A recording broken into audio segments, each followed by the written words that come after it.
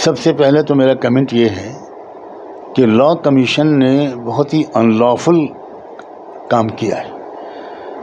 انہیں پہلے uniform civil code کا ڈرافٹ پبلک کے سامنے رکھنا چاہیے تھا اور تب ان سے پوچھنا چاہیے تھا کہ اس کے بارے میں آپ کی کیا رائے ہے.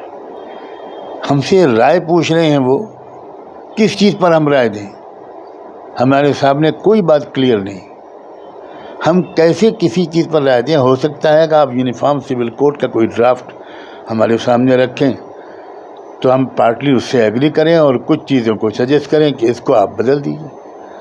لیکن اس طرح کہ کوئی ڈرافٹ سامنے رکھے بغیر آپ اس طرح پبلک سے رائے مانگ رہے ہیں، یہ پبلک کی آنکھوں میں دھول جھونکنا ہے، پہلی بات.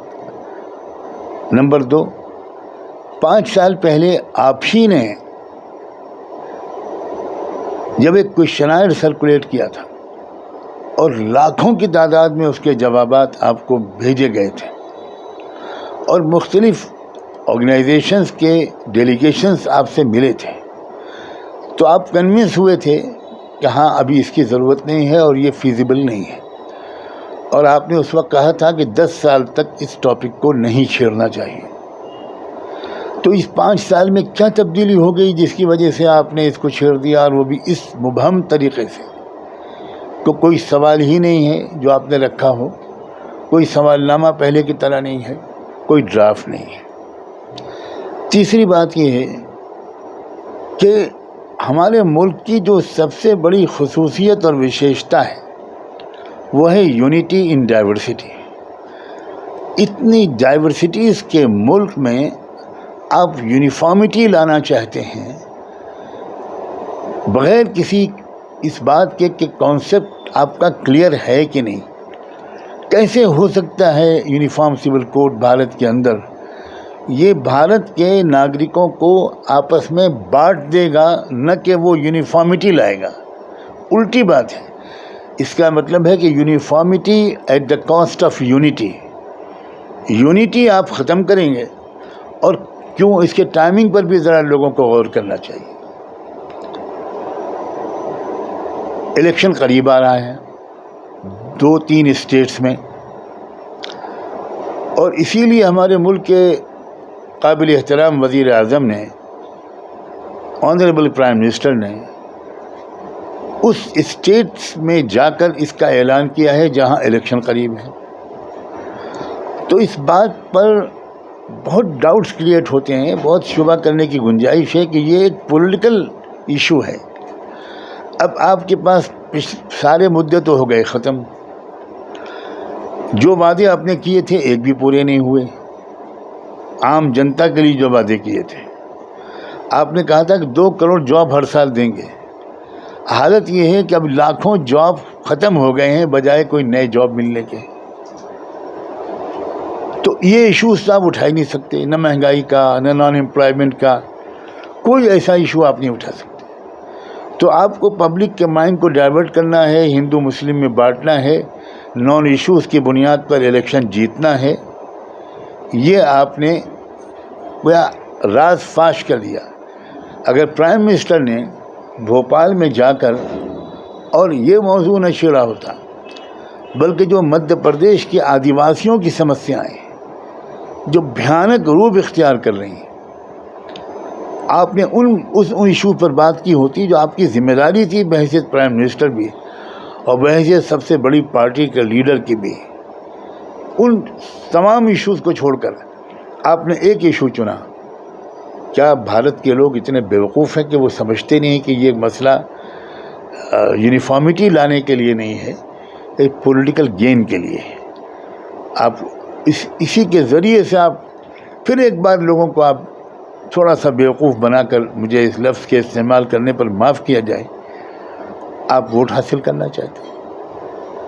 تو یہ بھارت کی روح کے خلاف ہے. انڈیا کی جو سب سے بڑی خصوصیت ہے وہ ہے دراصل ڈائیورسٹی. اس ڈائیورسٹی کو ریکگنائز کیا ہے ہمارے کانسٹیٹیوشن نے. Uniform civil code fundamental rights کو ہی ختم کر دے گا. جو فنڈامنٹل رائٹس سکھوں کو حاصل ہیں وہ ختم، جو کرسچنز کو حاصل ہیں وہ ختم، اور سب سے زیادہ جو آدیواسیوں پر اس کی مار پڑے گی.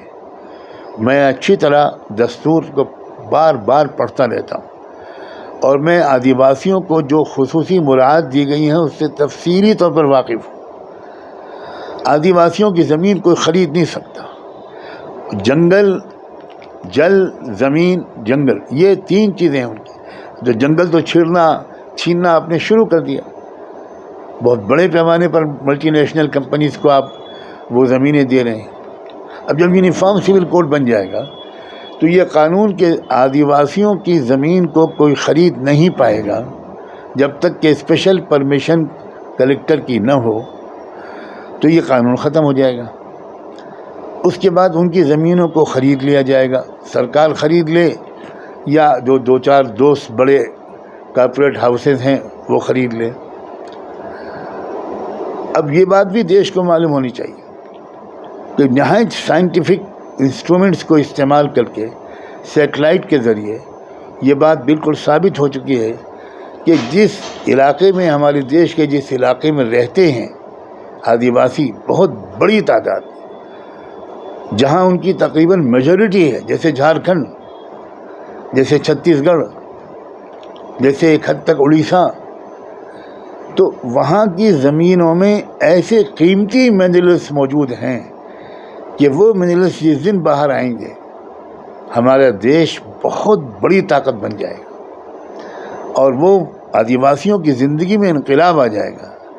جو اصل باشندے ہیں اس ملک کے، مول نواسی ہیں اور اس ملک کے اصل مالک وہ ہیں، ان کی حیثیت کیا ہوگی کہ ان کی ہی زمین لے کر اس پر ہیوج پروجیکٹس بنوائے جائیں گے مزدوروں کی طرح آدیواسیوں کو استعمال کر کے. اس لیے میرا کہنا یہ ہے کہ یہ بہت بڑی غلط فہمی اور جھوٹا پروپیگنڈا ہے کہ یہ مسلمانوں کے خلاف کوئی قانون ہے.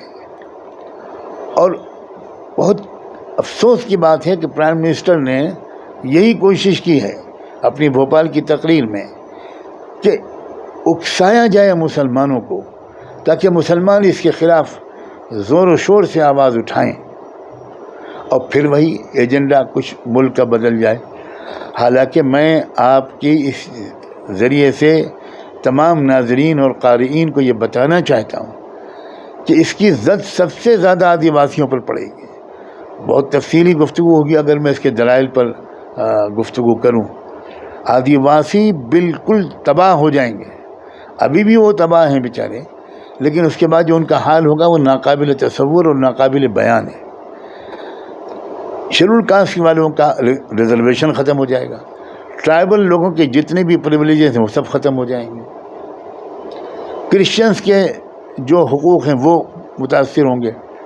سکھوں کے تو بہت بری طرح اثر پڑے گا. اور اسی لیے پنجاب کی سکھ لیڈرشپ نے، جو ریلیجیس بھی ہے اور پولیٹیکل بھی ہے، دونوں نے کھل کر پچھلے 3 دنوں میں اس کے خلاف اسٹیٹمنٹ دیے ہیں، پریس کانفرنسز کی ہیں.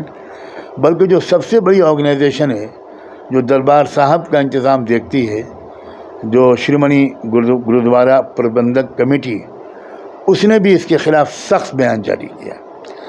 تو مسلمانوں کو یہ سمجھنا چاہیے کہ یہ صرف آپ کے خلاف نہیں ہے، بلکہ میں تو یہ مشورہ دوں گا کہ آپ اس کے خلاف زیادہ آواز نہ اٹھائیے. آپ تو اپنے ان بھائیوں کو اگر توجہ دلانے کی ضرورت محسوس ہو تو آپ ان کو توجہ دلائیے. ان کے خلاف ہے وہ. لیکن ہوتا یہ ہے کہ مسلمان آگے بڑھ کر کچھ مخالفت شروع کر دیتے ہیں اور پھر وہ ہندو مسلم مسئلہ بن جاتا ہے. بے شک مسلمان اس سے متفق نہیں ہیں، جیسے ملک کے 85% لوگ اس سے متفق نہیں ہیں. تو 85% لوگوں کو بولنا چاہیے، ان کی آرگنائزیشنز کو، ان کی لیڈرشپ کو سامنے آنا چاہیے، اس کے خلاف لکھنا چاہیے، بولنا چاہیے اور پبلک اوپینین بنانی چاہیے.